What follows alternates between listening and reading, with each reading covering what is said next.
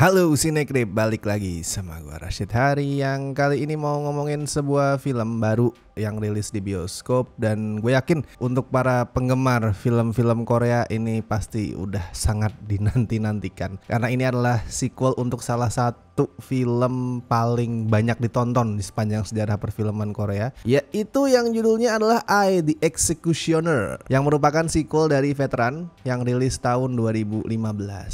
Tadi gue bilang Veteran tuh salah satu film Korea paling banyak penontonnya sepanjang masa ya. Kalau lu ngitung berdasarkan jumlah penonton di sepanjang masa, Veteran itu adalah film Korea dengan jumlah penonton terbanyak kelima. Dan so far sih I, The Executioner juga lumayan fenomenal ya di box office Korea tuh. Kalau lu cukup aktif di medsos, lu akan sering melihat gimana update-update dari timnya memecahkan rekor hanya dalam waktu sekian hari udah sekian juta gitu. Dan sampai sekarang itu mereka udah ngumpulin di atas 5 jutaan. Dan kalau di ranking itu adalah nomor 3 film Korea dengan jumlah penonton terbanyak ketiga tahun ini. Cuman kalah sama Exuma sama The Round of Punishment. Dan mereka rilis tuh baru sekitar 2 mingguan lah. Jadi masih bisa terus nambah mungkin sampai 6 juta, 7 juta. Fenomenal ini ya di box office. Walaupun mungkin gak semeledak film pertama ya, which is itu wajar sebenarnya karena jaraknya bisa nyampe 9 tahun. Nah itu gue gak tahu kenapa film sepopuler Veteran bisa butuh waktu 9 tahun buat punya sequel. I don't know why. Mungkin karena si sutradaranya Ryu Sung-won tuh sibuk ya, karena dia kan banyak banget filmnya emang. Filmnya laris-laris, banyak, bagus-bagus. Mungkin dia sibuk sama Hwang Jung-min, apalagi tuh. Hwang Jung-min makin terkenal kan setelah Veteran, jadi mungkin sibuk semua dua orang ini. Kalau soal cerita sebenarnya film ini gak jauh beda dari yang pertama ya.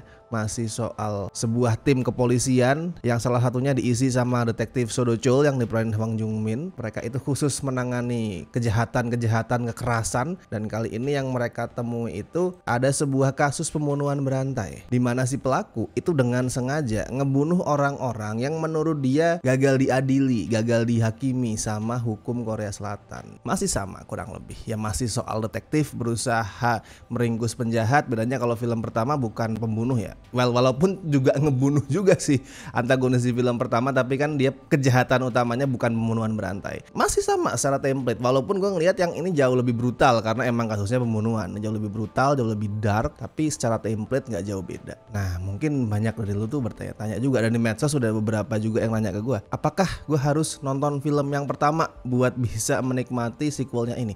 Jawabannya enggak. Lu tetap bisa enjoy, lu tetap bisa paham alurnya I, The Executioner nih gimana tanpa harus nonton Veteran dulu. Lu bisa ngelakuin itu. Kalau lu terpaksa dan nggak sempet nonton yang pertama, langsung nonton yang kedua, masih bisa enjoy. Tapi saran gua, misalkan lu punya waktu, lu sempet, tonton dulu deh Veteran. Itu ada di Ikiyi ya, nggak perlu VPN itu, cuman tinggal lu harus subscribe aja. Saran gua tonton dulu. Kenapa? Karena walaupun ceritanya itu nggak nyambung sebenarnya nih, lu akan jauh lebih bisa mengapresiasi I, The Executioner kalau lu udah nonton. Soalnya walaupun kalau dari plot itu nggak ada kaitan langsung, tapi di sini kita bakal ngelihat gimana hal-hal yang dilakuin si protagonisnya, si Hwang Jung-min di film pertama itu berbalik membahayakan dia. Soalnya kan si Hwang Jung-min ini, si So Do Chul nama karakternya, itu di film pertama kan dikenal sebagai polisi veteran yang ya let's say sering melakukan hal-hal yang secara moral itu ambigu. Buat ngebantu penyelidikan dia tuh nggak ragu buat barter info sama jurnalis yang sebenarnya itu secara nggak langsung bribing loh.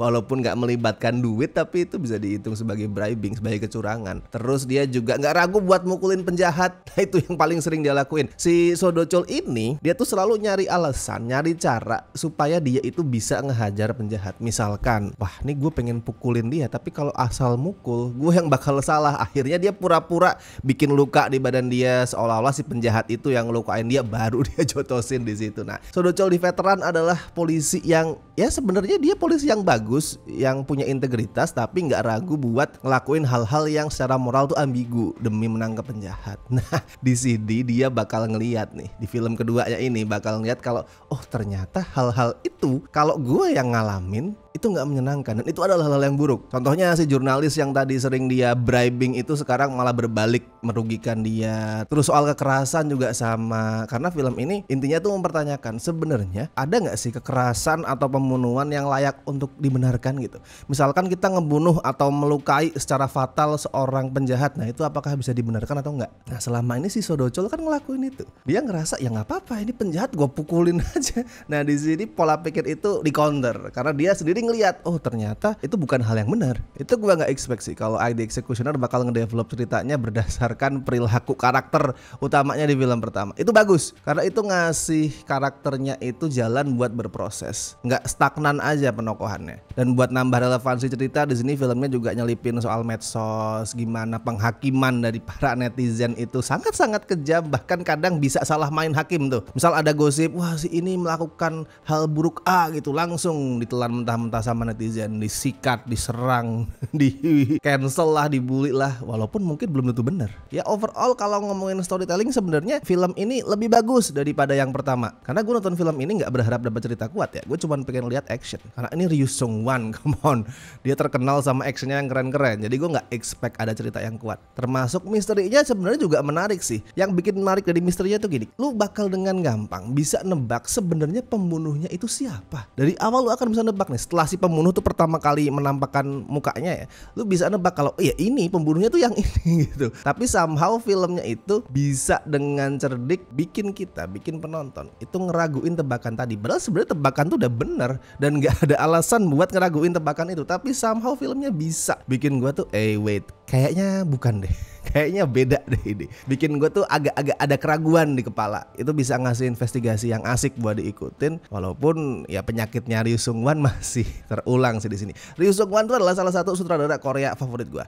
Gue akuin kalau ngomongin action mungkin nggak ada yang bisa nandingin dia sekarang. Tapi yang sering jadi penyakit dia adalah di saat actionnya itu hilang, lagi nggak ada action, lagi fokus ke karakter, mungkin lagi fokus ke cerita, dia itu nggak jago buat mempertahankan intensitas. Kadang tuh flat atau bahkan kerasa draggy kayak dipanjang-panjangin. Nah itu kekurangannya Ryu Sung-wan dan itu masih kerasa di sini. Di Veteran kerasa banget, di sini masih agak mendingan ya karena ceritanya tuh lebih kuat. Dan buat gue ceritanya juga agak terlalu besar sebenarnya. Kayak banyak hal tuh yang akhirnya nggak dieksplor terlalu dalam karena naskahnya tuh terlalu ambisius buat ngangkat banyak hal. Misal soal anak ya, kan di sini si Sodochol tuh berkonflik sama anaknya yang nakal, yang sering terlibat kekerasan di sekolah. Karena di film pertama kalau lu inget, si Sodochol sempat ngomong ya memang kayak gitu, laki-laki itu seperti itu, laki-laki itu wajar berantem. Nah itu dia juga kemakan omongan dia sendiri di film kedua ini. Dan sekarang dia berkonflik sama anaknya jadi rebel, jadi ya remaja yang angsty lah,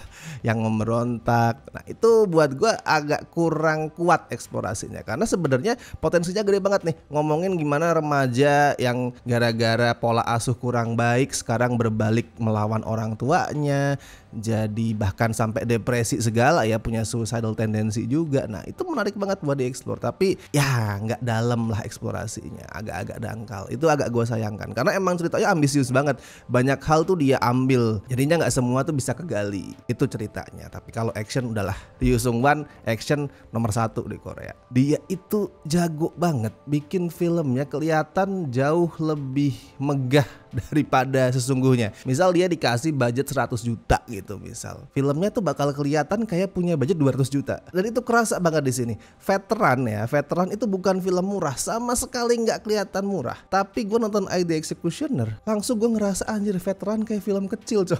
Karena ini film kelihatan megah pada saat lagi action. Kameranya sih terutama pilihan-pilihan shotnya si Ryu Sung-wan, terus gimana kamera itu gerak, bisa bikin semua actionnya tuh kelihatan lebih megah. Dan minim CGI. Biasanya kan ya kalau ngomongin wah actionnya ini megah gitu, mungkin kan karena CGI-nya lebih banyak gitu. Nah di sini enggak, CGI-nya tuh dipakai seperlunya banget lah. Karena actionnya itu lebih fokus ke apa ya istilahnya, pushing the characters to their limits. Gampangnya gitu. Kayak misalkan si karakternya tuh suruh lari-larian keliling kota, sampai parkur segala di tengah keramaian, dipukulin, dibanting apa sampai kena punggungnya. Gue ngerasain banget sakit yang ngerasain karakternya. Dan ini approach-nya ngingetin ke itu ya, ke film-filmnya Jackie Chan sebenarnya. Sama Veteran juga sama sih. Veteran itu pada saat gue nonton waktu itu gue ngerasa, wih ini kayak film Jackie Chan versi Korea nih. Ya gak sampai se-ekstrim Jackie Chan mungkin ya stunnya, gak seberbahaya itu dan gak sekreatif itu sebenarnya, tapi spiritnya tuh sama. Spiritnya adalah ya ngedorong karakternya sampai ke titik batasan fisik mereka. Seru, ini film yang seru. Dan si Ryu Sung-wan sekali lagi selalu bisa bikin adegan action seklise apapun sebenarnya itu kelihatan jauh lebih menarik. Misal gini, ada adegan karakternya itu pada berantem di puncak gedung. Itu klise banget kan. Ya udah berantem gitu aja. Tapi dia kasih satu sentuhan yang bikin adegan itu jauh lebih seru, yaitu pakai hujan. Kelihatannya simpel, kayak apa sih? Lu tambahin hujan tuh bakalan ningkatin action seberapa sih? Ternyata jauh lebih keren. Gue membayangkan kalau adegan itu nggak pakai hujan jadinya flat, tapi begitu dikasih hujan, wow, efeknya jauh lebih epic lah, lebih intens. Terus jadi keren banget karena kita bakal ngeliat karakternya tuh meluncur di air set gitu baru mukul, keren. Itu kelebihannya Lee Sung Wan, dia bisa ngubah action yang sebenarnya secara gagasan dasar itu klise, itu biasa aja, jadi kerasa jauh lebih kreatif. Cuman dengan satu sentuhan kecil, itu sering dia lakuin di film-film dia. Kalau lu inget Escape from Mogadishu tuh, pas ada adegan kejar-kejaran di mobil, itu sebenarnya dari segi ide nggak baru, tapi kemudian mobilnya dipakein armor kan, armor yang terdiri dari buku-buku, itu kreatif banget. Apalagi veteran ini punya musik tema yang ikonik banget ya, yang kalau lu orang pecinta budaya Korea pasti lu familiar sama musiknya. Itu musiknya ikonik banget, keren banget, dan adegan actionnya jadi makin seru karena musik itu. Ya intinya ini sequel yang seru banget asli. Lee Sung Wan tidak pernah gagal buat gua. Kalau skor buat ID Executioner, well, gue kasih 7,5 lah dari 10. Kalau nggak ada kekurangan soal intensitas yang turun, kalau actionnya tuh lagi absen, mungkin bisa gue kasih 8. Tapi ini cukup 7,5 dan itu udah keren. Jadi silakan ditonton. Sekali lagi kalau misalkan lu mungkin belum nonton yang pertama, lu masih akan tetap bisa paham film ini, silakan langsung tonton aja. Tapi saran gue kalau misalkan sempet, tonton lah. Lu akan semakin bisa enjoy dan mengapresiasi ID Executioner kalau lu udah nonton veteran. Dan buat yang udah nonton, silakan juga tulisin review lu di kolom komentar, bebas berkomentar apapun. And as always gue ingetin, jangan lupa like video ini, subscribe Cinecrip. Dan buat teman-teman yang pengen ngebantu kami dengan kasih donasi seikhlasnya, masih ada berbagai macam cara, ada super thanks, ada Saweria, dan lu juga bisa join membership sesuai dengan tier yang tersedia. And thank you so much buat teman-teman berikut ini dari tier Besti dan La Familia yang masih setia gabung dan membantu Cinecrip sampai hari ini. Thank you juga buat tier Sobat. Dan sebagai pengumuman, hari Senin besok kita bakal ngadain live stream khusus member. Ditunggu aja temanya bakal apa. Kalau yang tertarik buat gabung, silahkan join membership. Oke, kalau gitu gue Rashid Hari, sampai ketemu di review-review berikutnya.